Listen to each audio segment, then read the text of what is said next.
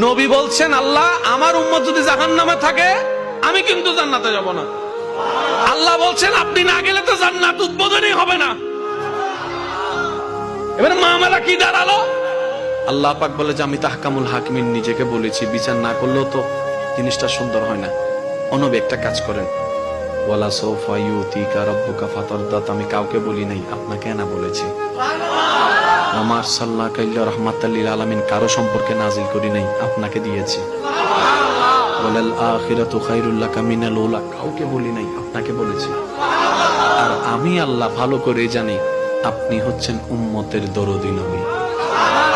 আপনি নিজের জন্য কাঁদেন নাই, সন্তানের জন্য কাঁদেন নাই, পরিবারের জন্য কাঁদেন নাই, নাতির জন্য কাঁদেন নাই, যত কেঁদেছেন জীবনে সবকিছু উম্মতের জন্য। এমনকি হাসরের ময়দানে যখন সর্বপ্রথম আমাদের নবীকে আল্লাহর হুকুমে তোলা হবে, আমাদের নবী উঠেই জিব্রাইল আলাইহিস সালামকে প্রথম প্রশ্ন করবে, ও আমার ভাই জিব্রাইল, আমার উম্মত গুলা কোথায়? আইনা উম্মতি, আইনা উম্মতি, আমার উম্মত কোথায়? আমার উম্মত কোথায়? আমার উম্মত কোথায়? আমি উঠার আগেই নাকি আমার উম্মতকে জাহান্নামে দিয়ে দিয়েছো নাকি? কোনো আমার উম্মত কোনো জাহান্নামে চলে গেছে নাকি? জিব্রাইল বলবে, ইয়া রাসূলুল্লাহ, প্রথমেই আপনাকে তোলা হয়েছে, এখনো আর কাউকে তোলা হয় নাই, প্রথমেই আপনি উঠেছেন।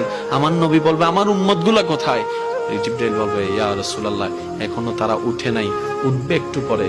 নবী দৌড়াই চলে যাবে আল্লাহর রহমতের দরবারের দিকে।